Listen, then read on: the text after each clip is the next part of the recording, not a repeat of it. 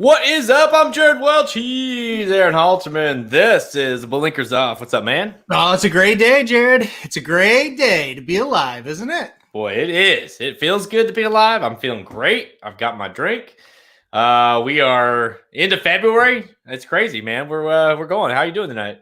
Oh, man, I couldn't be any better. Could not be any better. I got a lot to talk about tonight. I'm really excited. Me too. We got a big, obviously the Super Bowl this weekend. So, I'll have some thoughts, and then we have two Derby preps again this weekend. We've had some news come out about our friend Tough Luck Bob. We've got to talk a little bit about that. Lots going on. So let's just get right to it, because obviously we'll save the Super Bowl talk for the end of the show, because I know it's gonna go a while, I'm sure. So we'll go right to you. Since you're joining us today, Tough Luck. I see your name there. What do you think of what's the news? I'll let you break the news. It broke, I think, earlier today when you were on the Ricky Rocket show. So what do you think about this this crazy stiff fine that he's facing? Yeah, so the swift justice of horse racing has reared its ugly head once again, as Tough Luck Bob has another overage with Gamine. By the way, Gamine has more medication violations / disqualifications as she does win. So, I know, right? That's a feat that is not easy to accomplish. So I want to congratulate the Tough Luck Bob Barn for that accomplishment. And a $1,500 fine. It's a big one, folks. Laid out by horse racing today. You get an overage in one of the biggest races we run all year long, and we get fined $1,500. That's a really, really nice thing. And the thing I liked about it, though, was really swift action. That happened the first Saturday in September. It's January now, isn't it? Yeah. So just like when other sports, when they have overages, they let them play for 3-4 more months before they have any punishments. That makes sense, right? All in all, just really fun. The good news is, though, our turf riders didn't reward Gamine because of the drug violations, right? She didn't win the Eclipse Award. Oh, wait, we don't care about drugs if we're turf riders. We just vote for whoever. And Gamine, with 3 now disqualifications, is still your Eclipse Award winner. Congratulations to her. So excited that she's representing horse racing with that award. Isn't it amazing? Like, I've thought about that earlier today too. Like, you could theoretically just openly juice your horse as much as you want, win all the races you can, win the Eclipse Award. By the way, you might not get any of the purse money because you'll end up getting disqualified. But who cares? Because you got an Eclipse Award, right? I mean, who gives a shit? I mean, at this point, it's sad, really, because it's not her fault. But it's like Gamine shouldn't be able to run at all. Like, I mean, she should not be allowed entered into a race. For that matter, her trainer should not be allowed entered into any race. We're going to talk about some 3-year-old Baffert horses on this show. And listen, it's like, I know it's not like breaking news, but it's like, until further notice, and this has been a while, it's like any 3-year-old colt, or I guess in Gamine's, filly or colt, yes, they're being drugged. And 2, you have to bet them. You have to pick them, every single time. You try to beat whatever the fuck that horse's name was last week that beat whatever, my horse's name. I'm so pissed. Hot Rod Charlie, it's like that horse wasn't giving up. That horse was flying. It's like, oh, that was a great effort. It's like, yeah, I bet it was a great effort. It's like these horses, you just can't beat them right now. There's like, if you're basically going to strike at a 95% strike rate if you bet Baffert 3-year-olds. Yeah, maybe not quite that high, but close. Yeah. So, but in the end, let me kind of backtrack. I feel bad for Tough Luck Bob. The guy just has no luck. Maybe it's other trainers that are doing this to him, but behind his back, because he's so good, it's malicious. They're sneaking into the barns and having him have these positive tests. Maybe that's it, Jared. Just you need to look at the whole picture here. It can't be Bob's fault. Tough Luck Bob just has tough luck. That's all there is to it. Yeah, you know how it is. Like, you give someone the benefit of the doubt like 6 times in a row. Every time there's got to be a reason, right? Like, it can't be their fault. Like, it's got to be something. Yeah. What did Jimmy do this time? You know what I mean? Like, that dude's gonna wind up missing at some point. Like, we don't even know what happened to him. Oh, that damn Jimmy. When they make the drug switch, he'll end up missing and he'll be gone. So that's what's just going to have to happen. Listen, it like you said, all kidding aside, you nailed it. It's like that I think any handicapper in the game that's really into the game knows, like, you don't bet against Baffert. You also know why his horses run like that. But the fact that these prestigious, these things that are sacred to the game, as far as this, these end of the year awards, we're just like, yeah, whatever, give it to them. Like, no, it's not. We, of course, authentic, you don't know, but and it's just like, we just give them out, and it's just like, you can have all the violations you want. Let's be honest, we have riders that work for us who are part-time. If we gave them a $1,500 fine, they'd be like, yeah, all right, that's fine. Yeah, this is Bob Baffert we're talking about. Drugging horses is like, yeah, $1,500. It's fine. You say that those Eclipse Awards are sacred to the game. This is why I don't care about the Eclipse Awards anymore, because they're no longer sacred. This is a guy who had been under complete scrutiny all year long, and the horse that kept testing positive. Forget about the Oaks. The horse that kept testing positive, and they knew about before the vote, they still voted for her. Mm-hmm. If you're anybody else in the industry, if you're a trainer or you're an owner, it's like, what am I supposed to do? Like, how does that make sense? So what does that tell you? Just juice your horse. You can win an Eclipse Award. By and large, that's what it tells me. It's sickening. It's unbelievable. But when I called out a certain trainer on Twitter a couple of weeks ago, the industry shills were just like, how could you say this? What do you mean? And I'm getting people that bet every day text me going, what in the hell are they talking about? And I said, if horse racing people at the industry, that they can't stand up for themselves, then what is the point of even calling it out any longer? They obviously don't care. And that is really my take on it. They either don't care or they're too afraid to say anything. There's a lot of that, and I think it's a vicious circle for everybody, because as handicappers, we're forced to bet these horses because we have to. What's our job? To pick a winner. Well, so there's the circle starts there. We have to basically support. We're saying Baffert's going to win this race, whatever. We have to, because you want to get it right.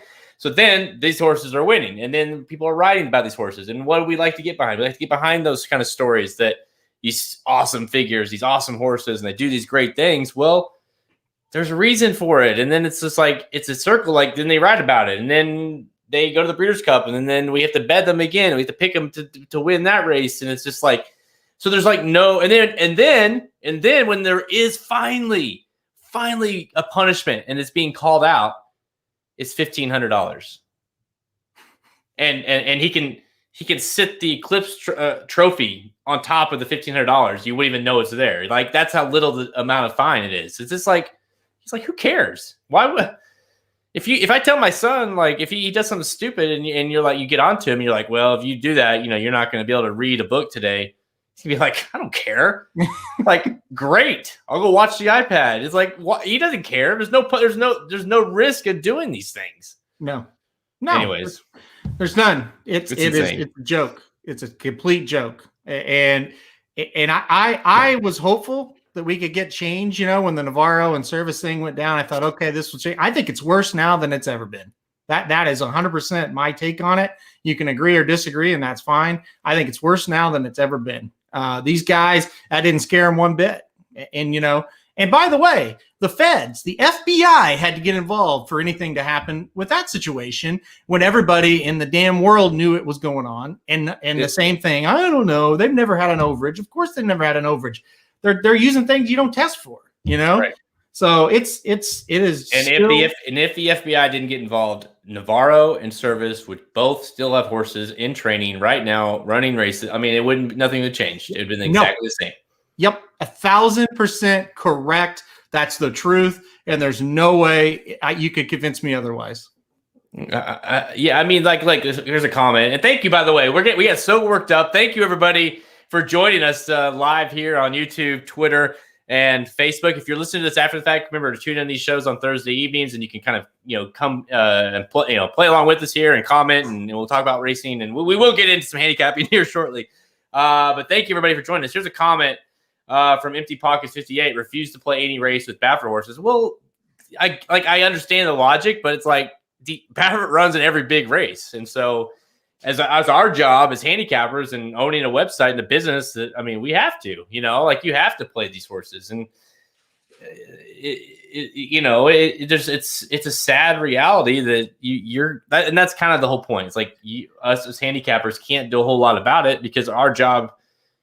I mean, if the people that we lean on, which would be a track or the invisible, non-existent, overlying, like leaders of our horse racing industry, if we rely on them, then we know nothing's going to get done. So you basically forced to kind of join in a sense because you're like, I still got to pick Baffert. I still got to pick these horses, even though I know why this horse is going to win.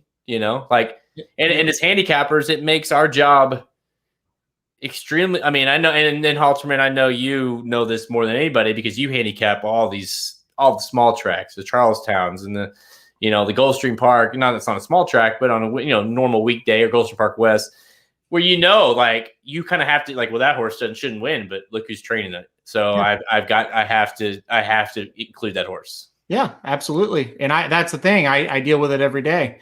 A horse gets off the claim and improves 15 buyer points and nobody's surprised. I mean, I know a lot of good trainers that can't do that, so I just feel like I'm on an island by myself. And even though I know we've got an upswell of people that are with us, it's nobody that can really make any difference. And it becomes painfully obvious when you get on Twitter and it's just crazy that one week, somebody's on Twitter that knows racing and then maybe has somebody, family member in the industry. And it's like, this guy is a cheater, basically. And then when it publicly, I say it, the guy has a different opinion all of a sudden. Why would you say that? I can't believe you're saying that. Like, if you're too big of a puss to stand up for yourself and for your family member who's getting robbed by these sons of bitches, why do I care? That's right. Almost where I'm at now. It's just like, why am I going to fight for these people when they're not going to fight for themselves? So it is a really lonely island I feel like I'm on at this point where I don't know. I don't have the power to make a difference. I have the power to get some people upset, but to actually make a change, it's going to take a lot more than us. And we don't have that support right now. Well, dude, the bottom line is it's pretty simple. Sadly, is that you could have as much firepower as you need. You could have the positive test, which we've had. You could have video. You could have everything. And that even if it works out perfect, the dude's going to get a $1,500 fine or something along those lines. It's like, and like you say, no one cares. No one seems to care. So you're just like, well, what am I doing? You kind of, and then it kind of just forces you to be like, well, I guess I just go along with it because if I don't care, or if they don't care, if, like you said, if the owner's or trainer's son who has to be directly affected by this Yep. it doesn't care, then it's like, what the fuck do I care? Like, I'll just move on with my life and I'll keep picking the cheaters. You know what I mean? Like, because that's like, why do I care? So, and that's a sad reality because it shouldn't be that way, but because there's no support up top, we can't really get anything done. So, no, you're wasting your time. I mean, you're absolutely wasting your time. So it's terrible. Yeah, I mean, and this is just an example. Someone says, I literally grew up on the backside of Philadelphia Park racetrack. I've seen a lot of things. And I mean, that's like, yeah, of course you have. Yeah. Like, and that's the thing. Like Baffert, it's obviously a name, but gosh, this happens all over. And much, much worse. So he's a name. He's someone people know. And so, it's pretty bold, but still. All right. So that's that. Let's talk a little bit about let's try to liven up the show a little bit. What's the best thing you saw today? Do we have something to kind of make it a little better? I know you're going to say, I think, but go ahead. Dude, the best thing I've seen, and it was yesterday and then today. Yesterday, Samich nailing everything at Gulfstream, and today Ricky nailing everything at Gulfstream. It's these two guys we've got, man. Samich and Ricky, two of the best in the industry. So you want to talk about something positive? How about these two handicappers? I mean, Ricky hits a ton of shit today at Gulfstream. I mean, my God, my Twitter is blown up. And, people are like, oh, thanks Racing Dudes for giving these guys a chance. No, thank those two guys for being so damn good that we didn't have a choice. So major shout out to Ricky and to Mike Samich, and man, major shout out especially to all those that cashed these last 2 days. We have seen so many tickets and we love seeing that. And that just really got me excited. And I'm very happy for everybody. So congrats to everybody involved. Yeah, dude, it's been a great couple of days from our handicappers. With Samich and bringing out the grids on Wednesday, Thursday, and of course Ricky Rockets tearing it up. By the way, spoiler alert, I'll be making my debut on Ricky's Rockets tomorrow. Now, full disclosure, it very well likely could be me, my son, and my other son. So I really don't know what it's going to be like, but I'm going to try to hop on, talk a little Chiefs, talk a little Oakland Park. That's what you're going to talk about tomorrow, right? Yep.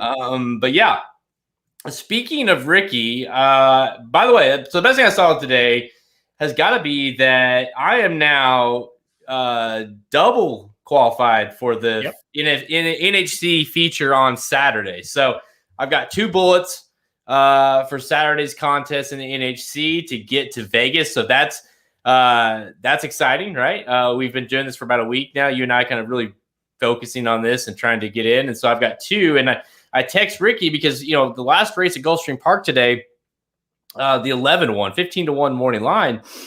And I really liked the 11 going into the race. And I was kind of on the fence because the last race was the last race was tough. Mm-hmm. As you guys talked about it on Ricky's Rockets. And I looked to see who he picked or what his thoughts were as well. And he kind of liked the 11 as well. And it really pushed me to be, all right, I like him. He likes him. I'll do it. And of course, the 11 gets pounded down to 9-2 from 15-1 morning line, but still it got me a qualifying spot.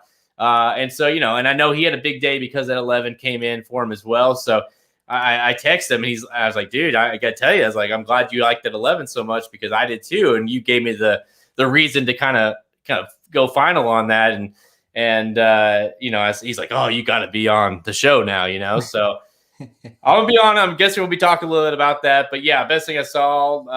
Now listen, Saturday's going to be impossible. Like I'm going to try, I got 2 bullets at least, but it's a whole different ball game, once you get into these big ones, these features. But the fact that if I win, I think it probably end up being top 3, could get a seat to the NHC. That's exciting, right? So just I'm gonna be taking some big dick swings. You know what I mean? Yeah, I get it, man. And as D Wayne always says, you got to be in it to win it. And you're in it, and you're in it twice. So you can't be in it, or you can't win it if you're not entered. So can't mail them in, right? As he says, can't mail them in. You got to run. You got to line them up and run them. That's right. That's right. So listen, the guy that won last week, first time he was ever involved in one of those tournaments. So here you are. You can make 2 weeks in a row. So hopefully, everybody root for Jared on Saturday for sure. I think. Listen, I think you got a shot. You got just as good a shot as anybody else. Well, hey, dude, tomorrow which is Friday, your last chance. You might have it might be a already early one on Saturday. I don't know, but you got to get in. So you got to get in. So that way, because I know Samich at least has one seat. Yeah, Dennis, you can you can have up to 3 entries, and you can get 3 spots. Technically, I mean, now a lot of people will play different. Kind of, one ticket might be this, one ticket might be that. So so it's unlikely unless you just are like, I love these picks, and I'm playing them 3 times in a row or whatever. I don't know if that's ever happened. That'd be amazing if it did. If someone was that bold and won it, got first, second, and third, or first and second in one of these, that'd be insane. But yeah, I mean, Salmich, what did he have? He had 2 seats in the NHC, didn't he, last year? I think he had 2 the BC. Yeah, that's what it was. So you can, and I mean, obviously it helps to do that. So I don't know what I'm gonna do yet. I got to talk to the man a little bit. I'll talk to Samich tomorrow a little bit, kind of get some stress. Of course, I'm playing against him, so who knows what he's gonna tell me. If I'm like, listen, I think you go chalk. I think you go chalk on these days. Thanks, Samich. All right, let's get to today's show. We got some handicapping to talk about. All right, today's show we're gonna preview the $250,000 Withers Stakes at Aqueduct and the $250,000 Sam F. Davis Stakes at Tampa Bay. Each are Kentucky Derby preps. Then we're going to get some rapid fire selections for the remaining stakes action this weekend at Gulfstream Park, Anita Park, and Tampa Bay Downs. Let's go.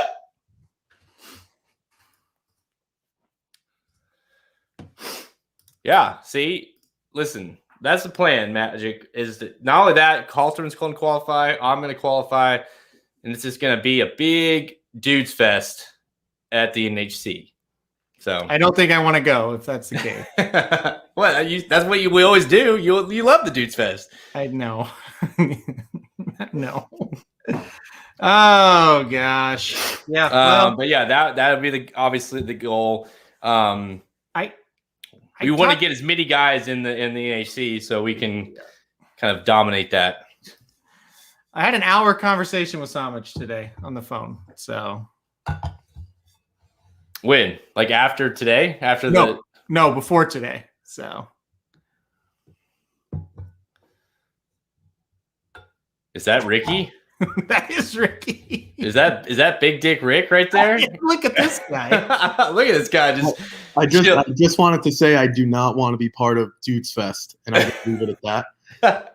I heard that and instantly had to try to chime in. I'm gonna let you guys go about your business out now, so I'm gonna. Hey, while you're on the show, because you're on Bleakers Off right now, so while you're on the show, tell people about tomorrow's show, Ricky's Rockets, what's going to be going on.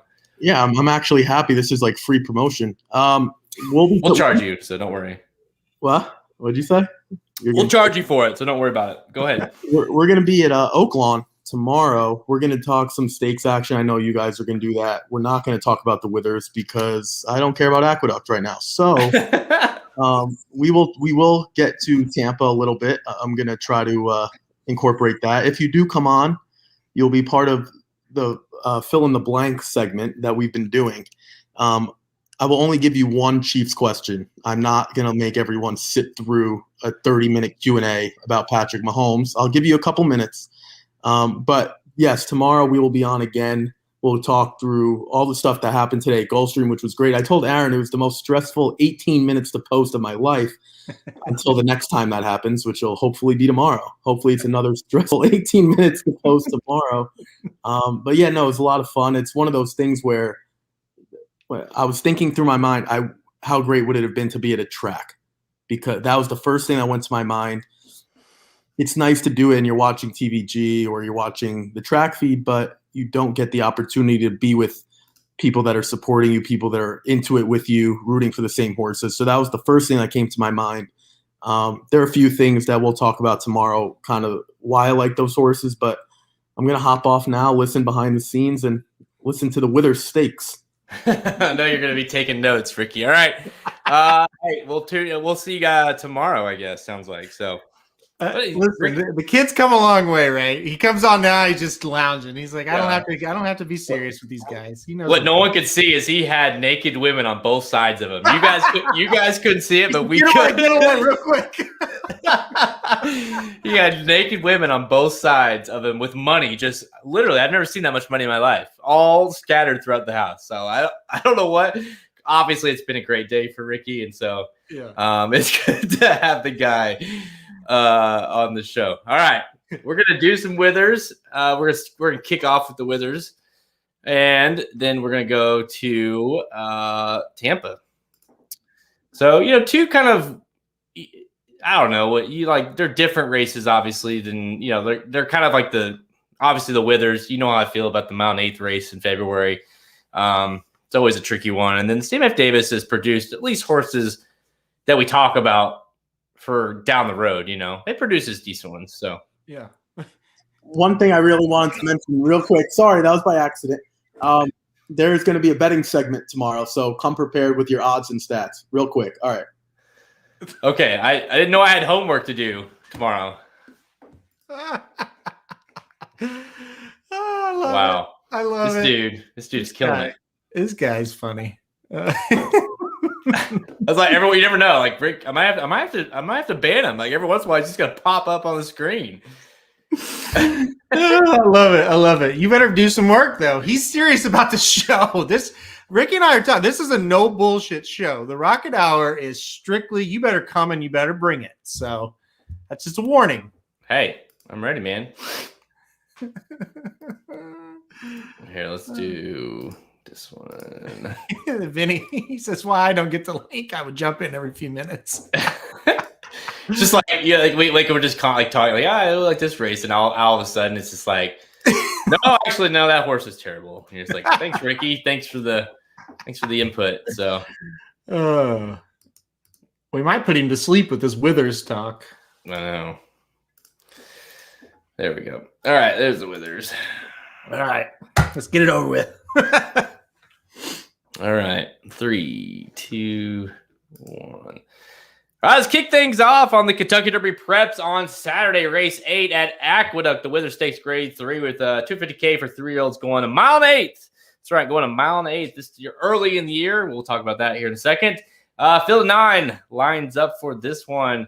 Risk taking for Chad Brown. The kind of the same connections, highly motivated, who we're going to see later on in the year. But risk taking comes back with Chad Brown here, 5-2, 3-1 on Capo Kane. Coming in, I kind of thought that horse would be the favorite, the morning line favorite. Donald Bay for Todd Pletcher, one of 2 Pletchers in the race, 7-2. The other Pletcher is overtook at 6-1. I guess royal number 6-1 as well here, but really it's one of those fields that feels like there's a few possible stars in the race. What do you think of the race? Yeah, this is not a great race for sure. You look immediately to Capo Kane, who won or won last time out in the Jerome. And you think, okay, can he repeat? Well, he got a pretty decent early lead and just kind of ran away from those horses. I think there's going to be a lot more pace here. And I think there's a few more like serious horses, at least horses as far as from serious barns like Pletcher, and like Brown. So I think this is going to be a bigger test. So I think Capo Kane is one you need to use, but not one I put on top. I hate to do it because I didn't think this horse would be 5-2. I didn't think this horse would be the favorite, but I kind of like risk taking. You look at the race last time out, first time going long on the dirt. It was actually at this distance of 1 1/8 miles. It was easily, without any question, without any debate, and it wasn't close, easily his best race. I mean, he looked very good. He kind of ran away from those horses down the stretch. And now here we come right back. It's a 1 1/8 miles race. The speed figure he got for that maiden win is pretty comparable to everybody else in this field. Chad Brown, obviously, a lot of people are like, well, Chad's kind of off to a slow start. I don't think a lot of people watch Aqueduct. Chad's actually doing really well at Aqueduct. And so he's like on fire right now. Yeah, exactly. At Aqueduct, yes. Exactly. So I think risk taking for all those reasons, very appealing. And the last thing that kind of put me over the top, the pace should be there for this horse. I kind of mentioned at the top, Capo Canes should have a little bit of pressure in this race. And if it heats up and we're going 1 1/8 miles, risk taking might just be the one to mow them all down late. So for me on top, I went with the 5 risk taking.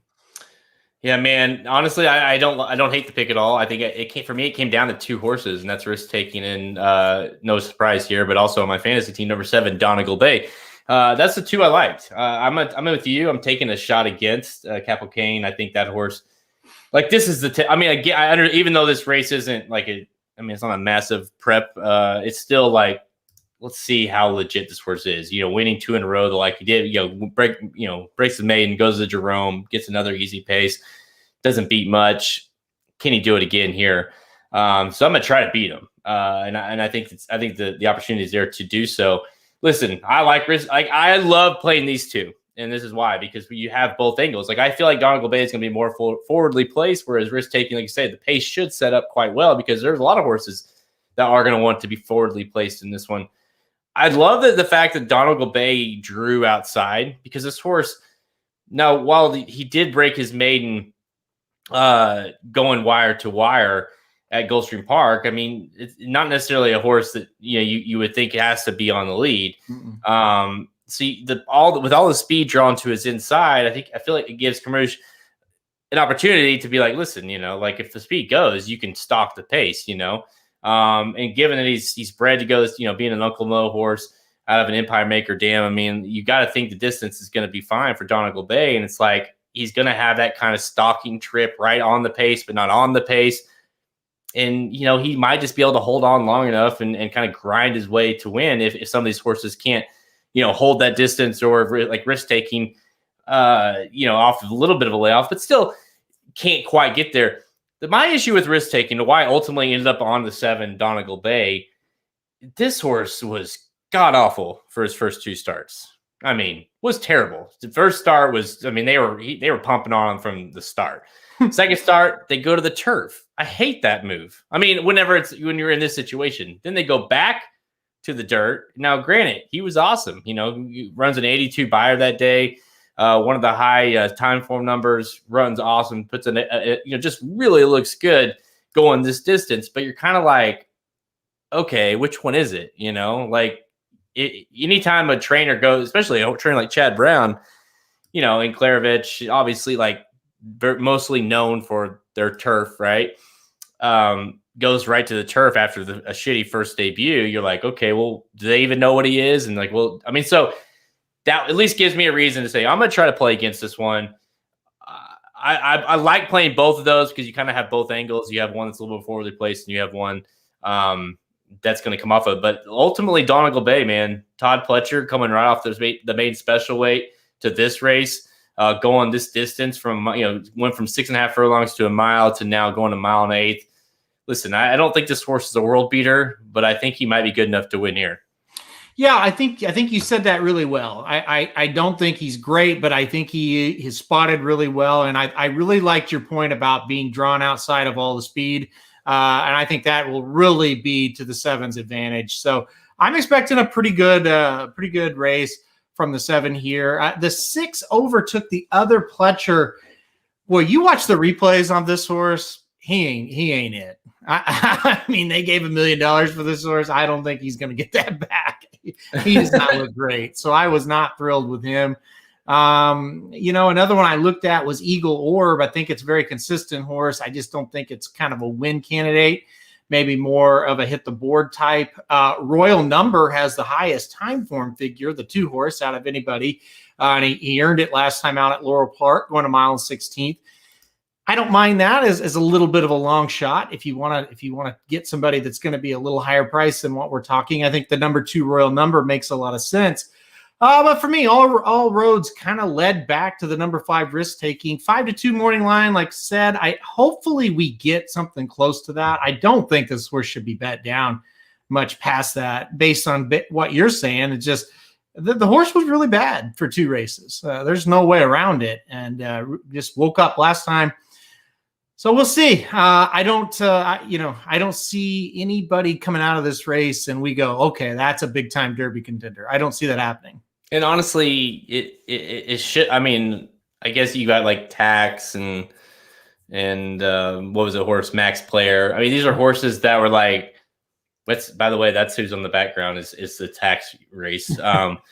I still think Tax won. He did win that day. And listen, I do think, I mean, it's one of those races. I wouldn't be surprised if these horses, listen, it's a Pletcher. So if it's a Pletcher, then you got to think you're going to see, this is a horse you're going to see on the trail. If it's, the Capo or whatever that horse's name. Mm-hmm. I mean, yeah, like you're gonna see these horses. Like I think that's notable. This is a notable enough race that these horses are gonna be mentioned. But I don't. Like I say, I don't. They're gonna be underneath horses at the best down the road. To Magic's point, are you concerned about Donegal Bay after what happened to both Pletchers and the Holy Bull? No, I'm not really. I've never really subscribed to that fact that two different horses at different tracks make a difference when it comes to next week and two other horses at another track. No, I'm not worried about it. I think it's all separate. I think everything is separate when it comes to that. Magic is still bitter over the wrong Pletcher, number 3 overall. Hey, and by the way, what was it? I saw it on Twitter, Magic.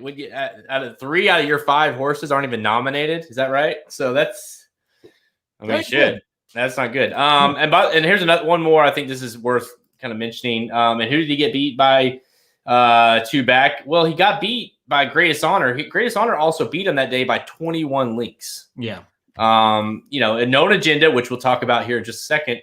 Known Agenda upsets Greatest Honor. Obviously, Greatest Honor was unbelievable last week in the Holy Bull, beating the Pletcher that Magic is talking about, Prime Factor, and then overtook, obviously, 21 links back, finished the 3rd. So, I mean, I get it. Like, there's some class there in a sense who he faced, but he wasn't in that class. So, I don't think he used that. I think that's just, I mean, if he won this race, would I be shocked? No, just because I don't think it's that great of a race.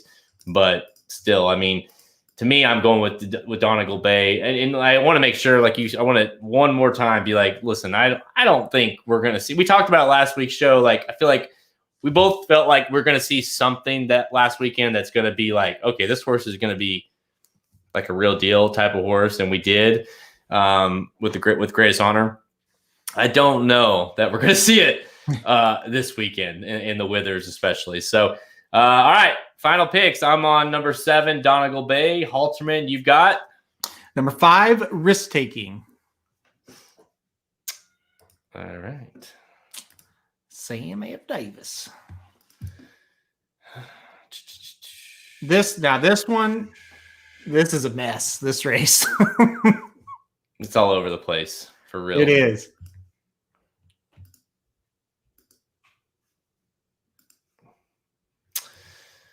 All right, let me pull up.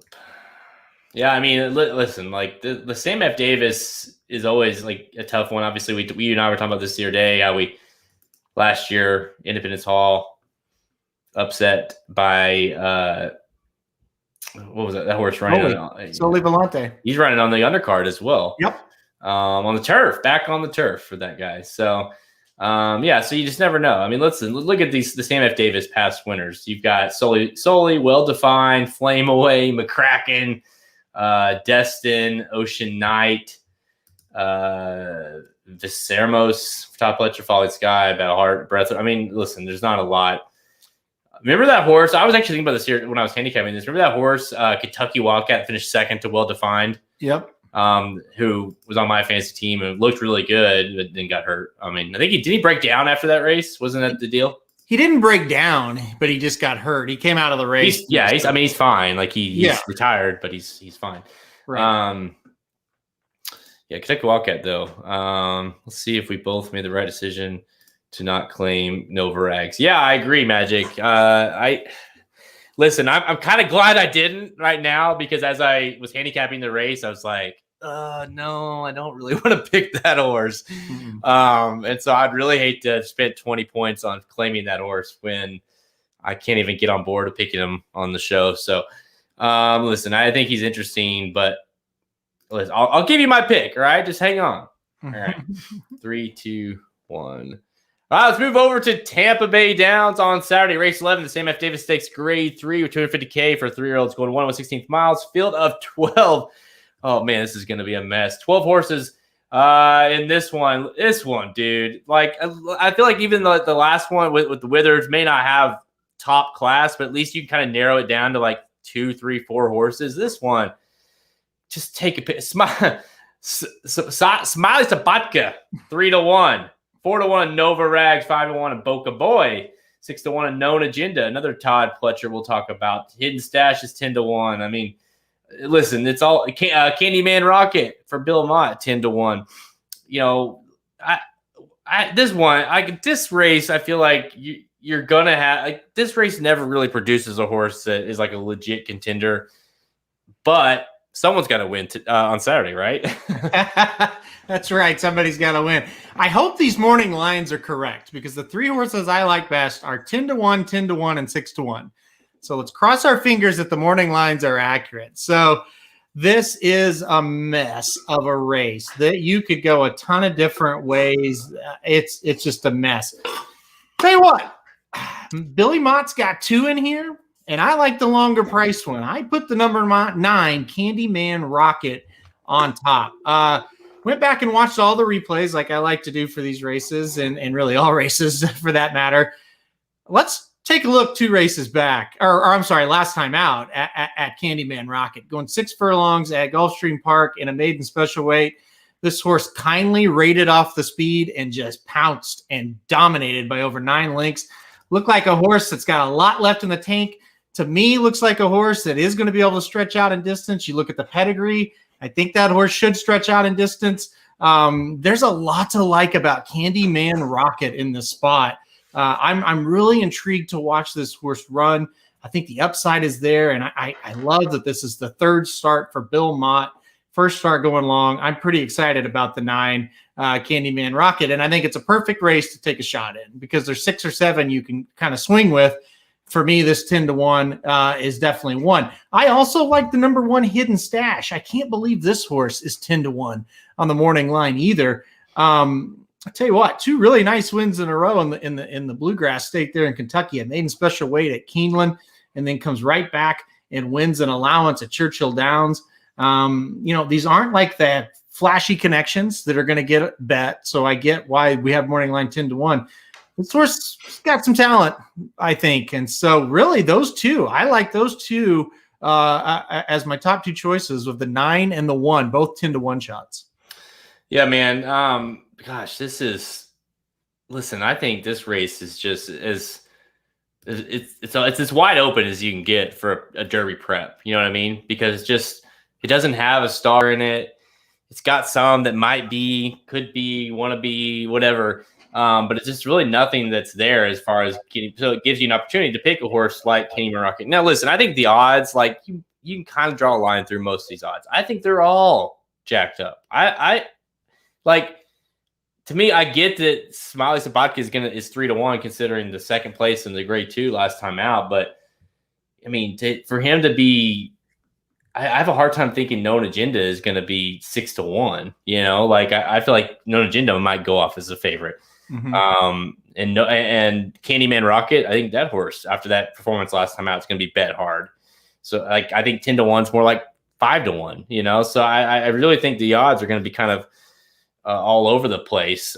I kind of like the 7 Boca Boy. You know, for a horse that could just get brave and try to wire the damn thing. You know, like how good are these horses? You know what I mean? Like it's just like if this horse can go out there and just be really, really fast, they might just try to wire the thing. So that horse, like from a pace angle, I liked a little bit. I guess from the odds perspective, and considering we talked about, so Known Agenda has some history, right? A horse on debut gets 2nd to highly motivated. A horse, the probably the best Chad Brown, at least what we know of right now, 3-year-old that he's got, which will be debuting later on in the year. Then the horse beats Greatest Honor. We just talked about the race a second ago. Overtook, finished 3rd in that race, well back, but No Agenda beats Greatest Honor. Of course, Greatest Honor say no more, right? So, and then go to the Rimson, 1 1/8, finishes 3rd, beaten 9. Brooklyn Strong, 10 for 10. I mean, No Agenda really wasn't much. Was didn't really look comfortable. You can at least tell yourself, okay, he didn't like the track that day. He didn't ever look comfortable. I'm going to say he didn't look, that wasn't his thing.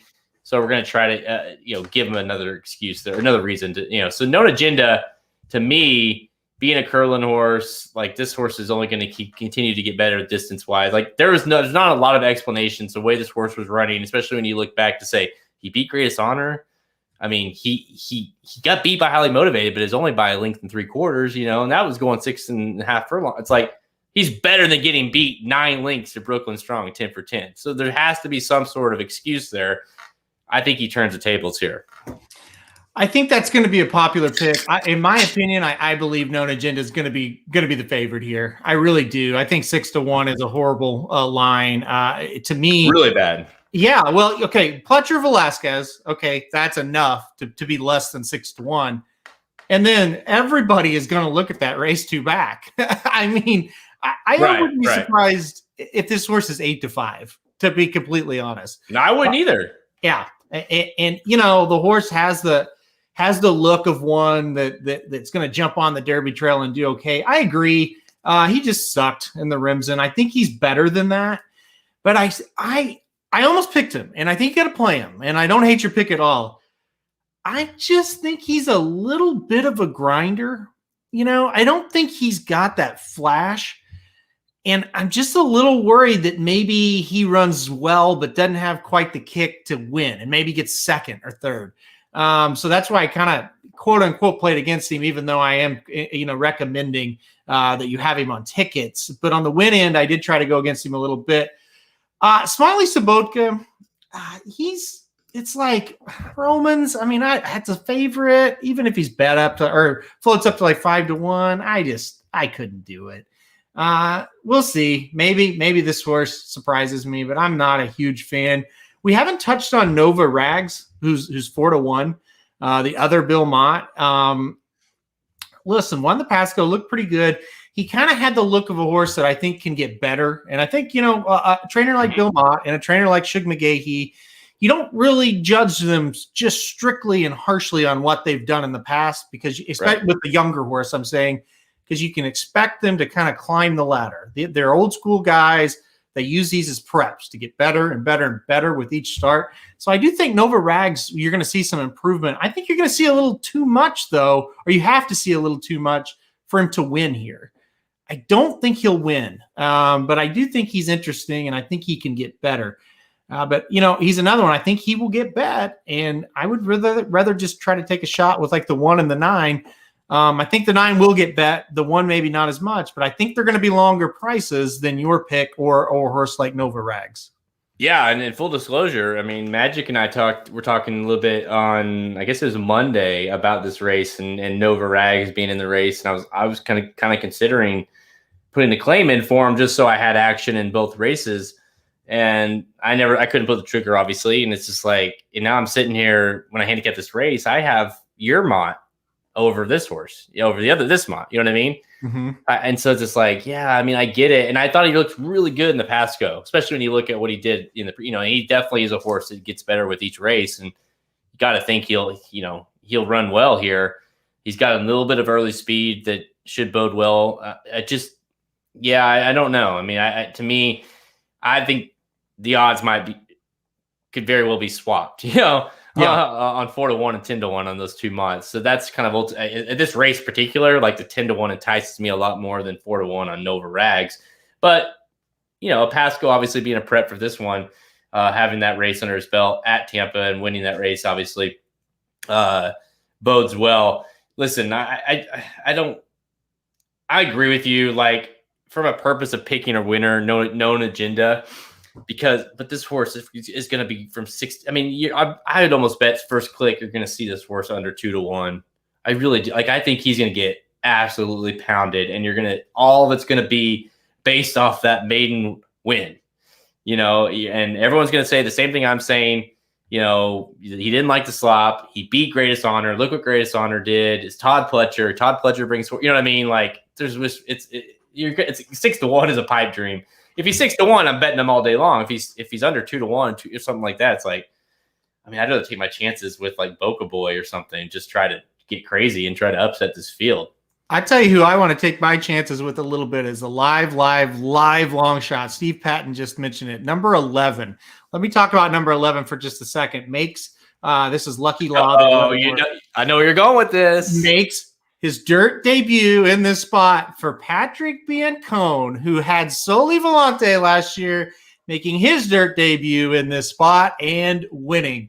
turf horses don't run too bad on the dirt here at Tampa Bay. That's something that you could take into your handicapping if you're going to handicap Tampa Bay day by day. That's something to remember. But can he do it again with Lucky Law? And you know what? Lucky Law looked pretty damn good last time out, breaking that maiden at Gulfstream Park only 3 weeks ago. Pretty good breeding. This horse should get 2 turns. Of course, got it at Gulfstream last time out going on the turf.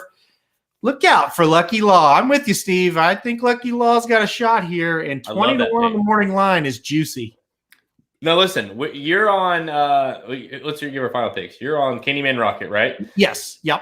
Candyman Rocket for Halterman. I'm on number 3, Known Agenda. But listen, we're both sitting here preaching, like we said, I would include Boca Boy, Nova Rags if you can, the 11, like it's that kind of race. But let's go back. I think Dennis mentioned this earlier. I want to go back to a race. Let's go look at this race 5. Just it's a little special treat for everybody here.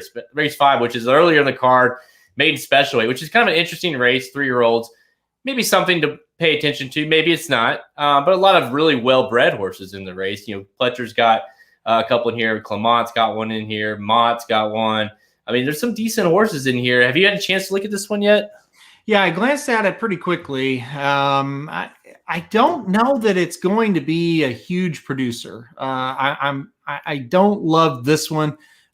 Spoiler alert, though, I do like a maiden special weight at Gulfstream on the same day that we're going to talk about a little bit later. But I don't know, Dennis. I do agree. There's probably going to be a maiden win on this card somewhere where we're like, okay, that's that could be a good horse. It could be this race. It could be the 3rd race. That's also a maiden special weight.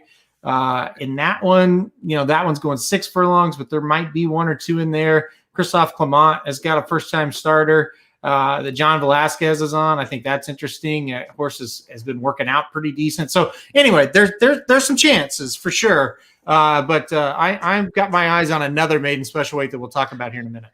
I do think if there is a horse, like say the 1 Core Curriculum, 9 to 2 morning line, which we've already established that morning lines can be all over the place. Like to me, that's crazy because he's a first-time starter for Todd Pletcher, an Empire Maker. You got La Pinta, Mad Cats. You know what I mean? Like you've got the connections there. Now, it wasn't a huge purchase price, so I guess that could be a factor.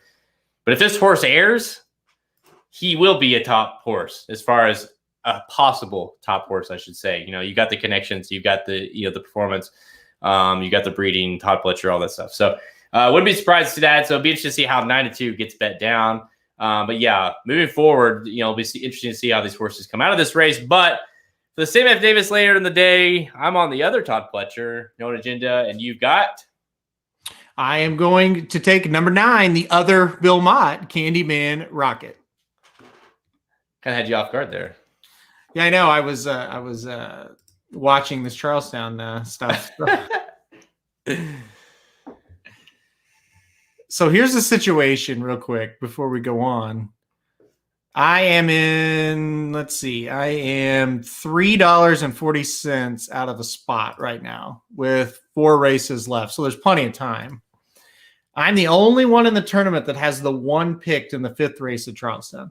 So if the 1 wins, I'll be ahead of everyone, and it'll be a decent-sized lead. So 1 in race 5 in Charlestown would be huge. In which race? Race 5. Oh, yep. Is it? Okay. Yeah. Yeah, that's interesting. Yeah, Vinny's on the Godolphin guys. He knows he's, Godolphins like we saw it. Yeah.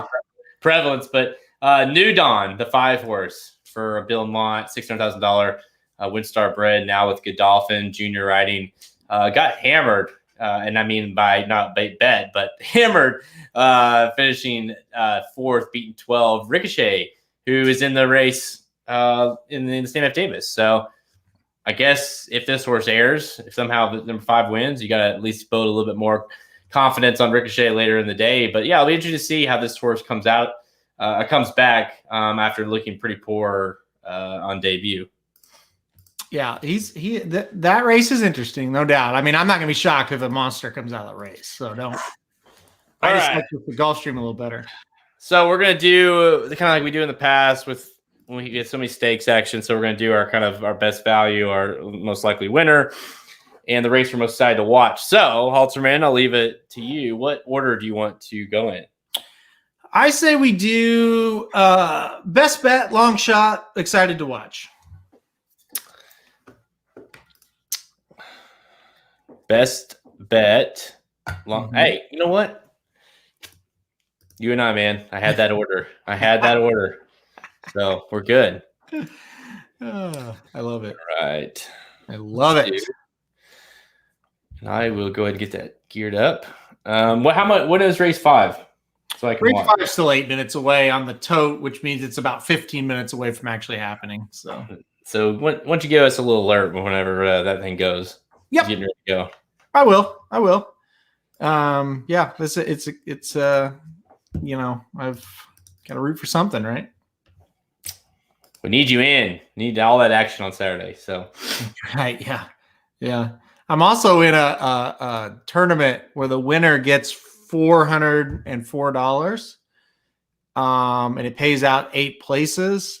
And if the one was to win, I'll probably at least be in a money spot with 3 races left. So, did you do any head-to-heads today? No head-to-heads today. I went all big tournaments. So, all right, let's get to it.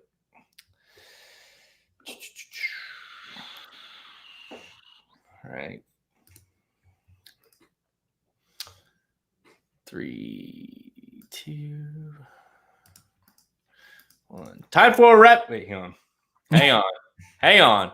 See, let me give you guys a little editing lesson. If you go like 3, 2, 1 now, and you keep talking, like it gives me no ability to edit it out. So you gotta go 3, 2, 1, and then you gotta go. So that was my own fault. It happens very rarely that I make mistakes on this show, but I just did. So all right, 3, 2, 1. Time for Rapid Fire, presented by Racing Dudes Premium. That's right. Go to racingdudes.com. Go to the products page and check out Racing Dudes Premium products. We just talked about earlier on the show. Ricky's Rockets is on fire. Soma Bomb's on fire yesterday. Of course, you got Racing Dudes Premium, where you can get all our picks, all our premium picks for $70 a month subscription. RacingDudes.com, man. We got it all. And, you know, we were about to launch a brand new website, a brand new way to buy all these products. It's going to be amazing.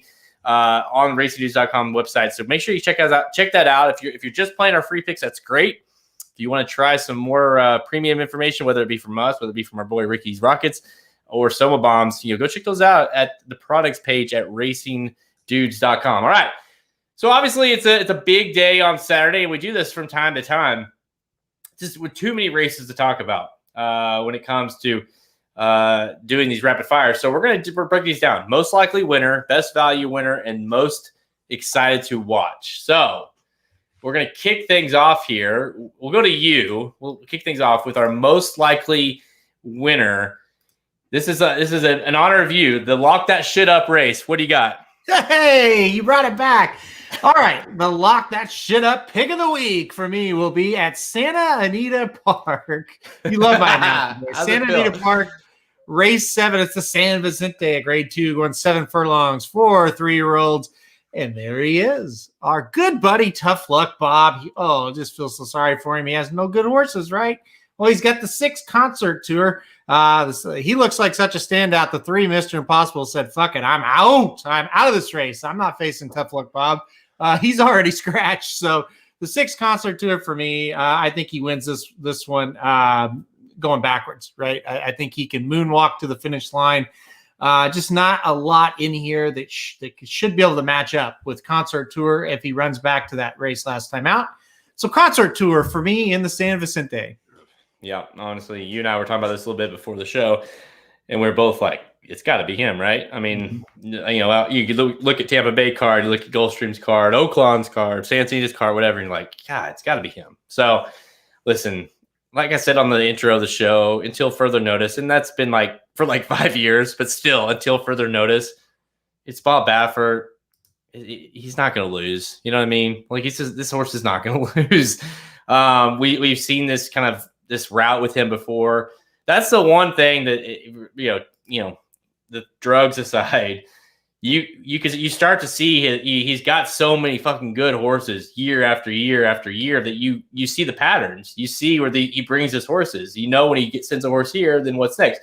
Nadal went this route last year. Of course, he ended up getting injured, but obviously was a really good horse.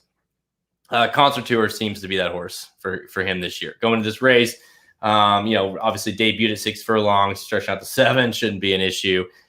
This is just, it's not a points race. It is a Derby prep, quote unquote prep, because it is on to better and bigger things after this race, whether it be in Arkansas or whether he stays home. Probably go to Arkansas. Sometimes these horses in this race go to Arkansas, so we'll see. Yep.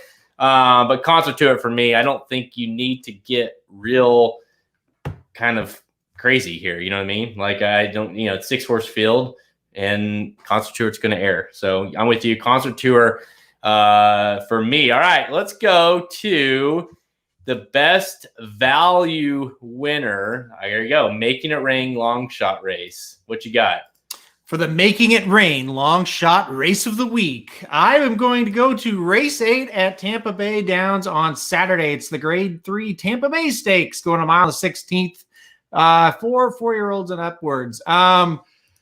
I think there's a lot of what I would call eye candy in this race, right? You got, you got Brown's got horses here, Cassie, Maker, you've got Soli Volante in this race. Million ways you can go. I'm going to go with the horse that I don't think will take a ton of money, and that's the number 3, Get Smokin'. I like the cut back in distance to a mile and a 16th.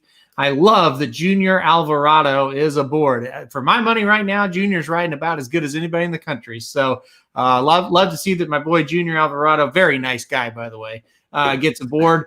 2 races back, won a Grade 2 race at Belmont Park. That was the Hill Prince Stakes, and won it in gate-to-wire fashion. Last time out, moved up to the Grade 1 Hollywood Derby out at Del Mar. Got beat, was 4th, beaten 3/4 of a length, and got beat by 3 really nice horses. The Chad Brown trained Domestic Spending, who I think is getting ready to have a big year. Smooth Like Straight, who's the king of California turf racing, and Gaffoe, who's a very nice horse for Christophe Clement. Him running with those kind of horses really showed me that Get Smokin's nice. And I think Get Smokin will be kind of ignored on the tote board. And that's why I think this is the long shot, the Making It Rain long shot race of the week for me. Number 3, Get Smokin' in the 8th at Tampa Bay. Oh, listen, that's just funny because I know you said Tampa, but I didn't, honestly. I just wanted to know the track, so I didn't pay attention to what race you said. I went with this race too. So we'll keep it here, and we went with a different horse. So that should tell you what our thoughts are, because what's funny is our logic's exactly the same. Because my thought was like, well, you got Chad Brown, you got some horses in here. They're all like those guys as like sea horses, you know what I mean? Like, so it doesn't feel like, but you feel like they're going to take money. So it gives you an opportunity. You like the 3. I like the 3 as well, but I'm going to go just to his outside, the 4 horse, Talk or Listen, a 15-1 morning line horse. And listen, man, this horse got thrown into the fire off his U.S. debut back in June, finishing 10th. Went up against Breaking the Rules and Digital Age at Belmont. It was a tough race. Then he comes back in September at Laurel, finishes 5th, beating 3. Dr. Mounty, a decent horse there, wins that race. And then takes the rest of the year off, comes back, runs here January 10th at Tampa Bay, and airs. Looks awesome. Gets a 94 buyer out of the race. Really impressive. Man, I mean, that to me showed this horse can hang. He's got the distance. He ran that distance last time out. You got the connections, who's 31% here at Tampa Bay and an 18% rider. And when these team up, you got 26%. You got 2 off of 45 at 26%. 1 last start at 26%. All the percentages are there. And you're getting 15-1 morning line. I'm sitting here thinking, yeah, that horse might get down a little bit, but with all the connections in the race, this horse is going to get overlooked. So I like this angle a lot, because whereas your horse is, you're planning on the speed, my horse is looking to take up that speed and kind of close late. So I like the 4 Talk or Listen as my Making It Rain long shot race. Very nice. Very nice. I hope that horse runs well. I hope it comes in 3-4 or 4. Box him up and call him home, people. 3-4, exacta box, race number, 8 at Tampa Bay on Saturday. I'm hoping this race is in the NHC contest on Saturday, because if it is, that's a great horse to play. But anyways, all right, now the final one, and this is just for you, Halterman. The final one, I hope you didn't look at this. You're so excited I may shit myself race. What do you got? All right. Well, for the so excited I may shit myself race of the week, I'm going to go to the 7th race at Gulfstream Park, and it's that maiden special weight that I mentioned a little bit earlier. It's a maiden special weight for 3-year-olds going 6 furlongs. A ton of first-time starters in here for big outfits, big barns. Pletcher's got 2. You got Shug McGahee with 1. You've got Safi Joseph with 1. There's just a lot of ways you can go, and you've got a couple of horses that have started before and ran decent. Number 4 Jabbar is one that got beat by Candyman Rocket last time out, so that's one to look at. You've got Larry Ravelli. He's got one with the number 6 Buck Moon, who got second on debut. So there's a good mix here. As far as picking a winner in this race, boy, is it tough. I kind of thought the 10 Calibrate was the one to beat here. Into Mischief Colt with Safi Joseph Jr. and got Tyler Gaffleone aboard. When those two hook up, it's pretty tough to beat them. That surprisingly is the morning line favorite over the Pletchers. But wide open race here, and I think one of these horses might get drafted in our fantasy league on Monday. Well, anytime you have these kind of maiden special weights, on the undercards of the big days, you're gonna find yourself with, like you say, with the potential. If one of these horses really errs, they're gonna, because the bottom line is there's not a lot of depth here. I mean, you're looking for anybody to claim. And if that horse shows any promise from that race, like you say, and of course, if it is a Pletcher, I think it depends. Like if Safi Joseph wins, even though he's very good at Gulfstream, you're kind of like, yeah. I mean, but if Pletcher wins with one of those, I guess Romans, you can have Romans if he wins that one. Pletcher for me is the only one I'd be considering training or claiming if wins. But all right, let's go to, now I'm going to kill a little time. This is a horse that is the workout king, and he's finally making his debut. Yeah. And you know what? This horse could be forgotten tomorrow, or I guess on Monday, or he could be the Kentucky Derby favorite. And let's go to Sunday. Let's go to Sunday, race 5, Anita Park. Number 5, Bezos makes his debut finally for Bob Baffert. Tough Luck Bob has another tough luck horse. Mike Smith, Bob Baffert teaming up. Bezos, a horse that has been talked about for years, but it's been months here. Bezos finally making his debut for Bob Baffert. He's been working out. I mean, it's like every single day I get pictures from Ernie. There's Bezos. Yep, there he is again. There's Bezos. He keeps working. He keeps working. He keeps working. He's finally entered in a race. It's race 5. So this is definitely, it's got to be, right? This is a so excited I may shit myself race because, I mean, what is Bezos? Because I think because of the fact that Bezos, I mean, let's not, I mean, it's Tough Luck Bob. He legit could be the Kentucky Derby favorite, or he might be forgotten after this race. So you just don't know. I mean, we saw it with Fenway earlier on, kind of a hyped up horse, but Bezos been hyped up longer. So Bezos makes his debut. Yeah, he's going to be interesting. It gets Mike Smith aboard. I thought that was a real clear sign of, okay, this one's a serious one. So yeah, I think he'll run well. He's getting a ton of hype, and he actually went off as the favorite in the first or the second Kentucky Derby pool as far as an individual betting interest. Bezos did. So, hey, we'll see what happens. He's going to have to take the Justify route, even if he wins and looks really good. Not a lot of time, but yeah, the workout king Bezos. That's a good one. Everybody's excited to see him.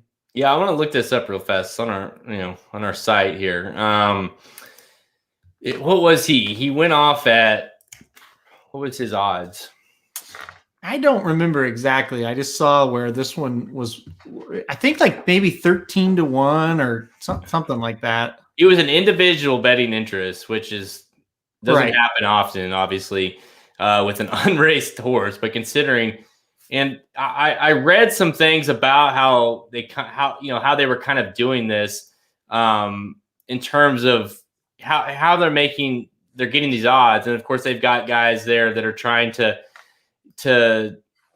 talk to people, get an idea of what horses are hot, what horses are not. Bezos morning line odds were 20-1, final odds were 26-1. So you look at that this horse has got better odds than Capo Kane, has better odds than Fire at Will, better odds than Greatest Honor, better odds, almost the same odds as Highly Motivated, better odds than Hot Rod Charlie, about the same as Jackie's Warrior, Mandolin, better odds, Medina Spirit, better odds, Midnight Bourbon, better odds.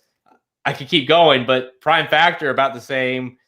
This horse hasn't ran yet, so when they're making these odds, they're in the know. Now, who they know, but it's at the very least, it's like, okay, this horse has been hyped. We need to include this horse as a betting interest because it'll take money. Mm-hmm. Doesn't make a lot of effort because it's Bob Baffert, and we know what he can do with horses at this time of the year in particular. So it's not he's going to be the next hyped horse. Whether or not he lives up to it, we'll see. But it's no shock that Bezos, to me, is a horse, and it still kills me because this is a horse that I don't want to get into it. I don't want to. It's still a rough subject. I wanted to draft this horse in the 5th round, and I was talked out of it by somebody, and I'm not going to say names. And I ended up not. But anyways, Bezos. That's so excited I may shit myself. Horse/race I want to watch on Super Bowl Sunday. Next, we'll get to the next segment.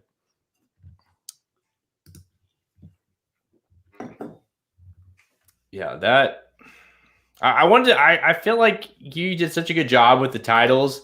I wanted to bring that back, Yeah. So well, it was good. I appreciate that. You started something there. It's so boring to just be like, the lock of the week. It's like, no, how about let's lock that shit up? Yeah, exactly. Lock that shit up. I love it.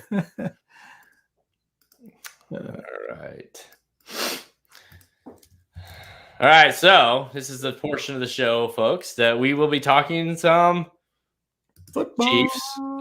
Super Bowl Sunday, obviously this Sunday.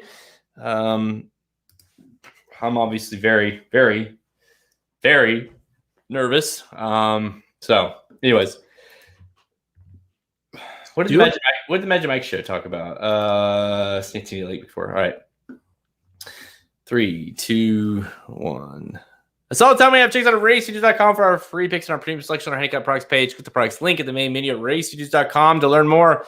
Remember to go to racestudios.com. It's your destination site for all free horse racing picks and information. For all the major tracks running in the United States, we're on Twitter at RaceReviews, Instagram and Facebook. Listen on SoundCloud, iTunes, Google Play Music, etc. Website at racestudios.com. Remember, go check out the Magic Mike Show. Their show is live right now. Santa Anita late pick 4 preview. They covered that on the Magic Mike Show. Go check that out on the same platforms you're listening to this right now. Super Bowl Sunday. This Sunday, Super Bowl Sunday. The Chiefs are back, and I'm representing the Chiefs right now.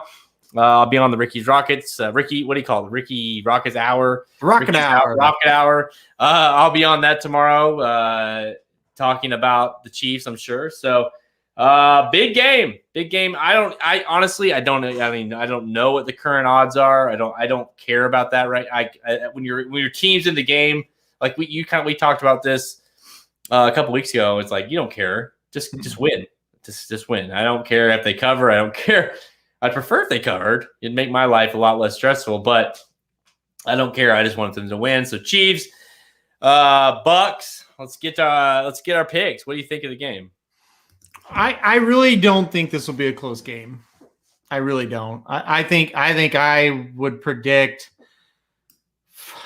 41-17 Chiefs. I really don't think it'll be close. If you look how the Chiefs pretty much dominated them in the regular season, I don't see how Tampa keeps this thing very close. I really think it'll be a blowout. A blowout? Yeah. I mean, I hope you're right, but what'd you say? 41 what? 41-17. I was thinking like 41-31 or something like that. Like you don't think they'll get to 31? No, if they get to 31, we can make any prop bet. There's no way Tampa gets to 31 in this game unless they get like 3 fumble returns for touchdowns somehow. Listen, it ultimately comes like there, no bias, which I know is impossible, but the Chiefs are by and far the best team in this game. It's not close. Mm-mm. It's not close. I mean, they They were on their way of dismantling the Browns until Mahomes got hurt. They dismantled in every definition of dismantled the Bills. I mean, that was a clinic. And now they come into this game. Mahomes is ready. Everyone's ready. They've been there before. The thing about the Chiefs that's so fun is even though they've won, they're still hungry. And one thing I've noticed in the media, kind of, it's been weird this year, obviously with not a lot of the press row and stuff like that. But the one thing, other than Brady, obviously, because the guy's been there a time, it's like everyone on the Bucs is like talking shit and like they're like feeling good about themselves, and whereas the Chiefs are just kind of like keeping quiet, because it's like we've been here and we're gonna take care of business, and then then we can talk, but. I feel like the Bucs feel like, they made the Super Bowl and like we're here and now it's, it's like, okay, well, we got to get another game to go. So no, I think it's going to be a fun matchup. I mean, I'm sick of talking about the baby goat thing. Like, it's just like we just get the game. I mean, it's cool to say Brady versus Mahomes, everyone wants to see that matchup again. But bottom line is the Chiefs were completely thrashing the Bucs, and then they did their thing like they do. Where they let up, but they haven't done that in the playoffs this year. Like the Browns game, they did, but they also had Henney out there as well. So I mean, they didn't have Mahomes, and so obviously, as long as he's healthy, and the word is he's healthy. So the COVID thing, man, for me, as someone, Dennis said, the barber. Yeah, I've heard the barber story. How the barber tested positive, and Mahomes is in line. It's like. To me, it's just like, can we get to the game without anybody being out of the game? Like, to me, like that, it's just a weird year where you just don't know something completely random.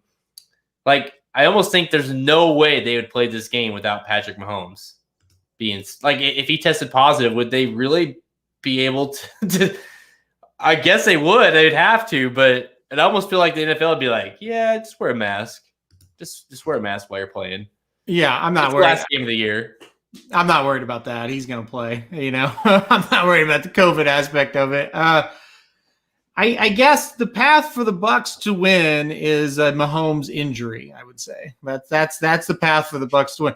Here's what people don't realize about the Chiefs. Their defense is actually like fantastic. Baker Mayfield and the Browns were killing everybody. Every defense they went up against second half of the year, they moved the ball all over them. They threw all over them. They ran all over them. The Chiefs shut down the Browns. And I know your jackass response would be, well, Baker, blah, blah, blah, he sucks. It doesn't – they couldn't run the ball. Nick Chubb could not run the ball. Hunt could not run the ball. They had no time to throw. They dominated the Browns offense. Yeah. Last week, you're not going to sit here and mouth Josh Allen. They killed Josh Allen. He absolutely got his ass beat in that game. He did. I felt bad for him at the end of it. They demolished the Bills defensively. They shut them down. They are going to kill Tom Brady. I think it's going to be a really long night for Tom Brady, unfortunately, because I really like Tom Brady. But I just don't see how an immobile quarterback is going to be able to survive against this defense when they brutally beat Allen last week. They beat him up. Yeah. I just don't see how this game's close. I really don't. I think, the Chiefs. I don't know. I think the Chiefs win. It's an amazing thing to go into the game being like, I'm nervous. I'm getting nervous. I watched the Super Bowl again for like the 10th time. Well, more like the 100th time. And I watched it the other night, and then I've watched all the hype videos, and it's just like I'm getting nervous. But it's like, yeah, take care of business, they'll win. Like, you go into every single game, like they should win. So I feel confidence in my quarterback. I feel confidence in our team. I just don't think there's a way to stop our offense. And like you say, the defense is completely underrated. They will make life hell for Brady. Spags, man, he knows how to beat Brady. He's done it before in New York. He's done it with the Chiefs. He knows how to beat them, and they're going to pull out all the stops, I feel like. Their team is better than they were, the Bucs, than they were when we played them.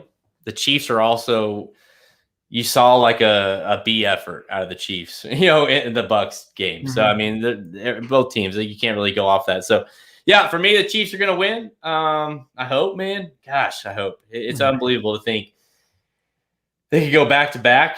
We don't see that. I think what was like the last time, 2003 or 4 with Brady, 4 or 5, something like that.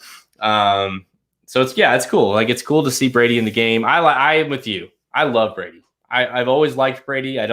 People hate him because they ain't him, basically. You know what I mean? Like, he's enjoy it, because we'll never. And I as a Mahomes fan, he's the only guy that you could that has an op in the time that you and I are alive. The only guy that has a chance to be another Brady is the guy that's playing him on Sunday, and that's it. There's not gonna ever be another one in our lifetime. So enjoy it, because it's amazing what this guy has been able to do, and immediately goes over to, what were they, 7-9 or something last year, and goes to the Bucs and just instantly turns them into a Super Bowl team overnight. I mean, it's just unreal what this guy has been able to do. He is, I heard some people say the Patriot way. He is the Patriot way. He everywhere he goes. So I have a lot of respect for him, and I think he's just a good guy. A lot of people don't agree with that, but I do.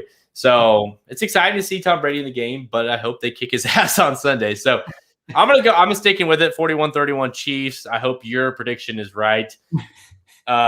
Just for my, the Bills game, you and I watched it together, and I was obviously very intense early on, but I was able to kind of breathe halfway through the game. You're like, they're going to win. So I could use that in the Super Bowl, because I used to enjoy the Super Bowls. Now it's just a stress. All I do is stress. Like, it's so nervous. I don't eat. I do drink, but I don't eat, and it's just, I get nervous. So I need to enjoy this game somehow.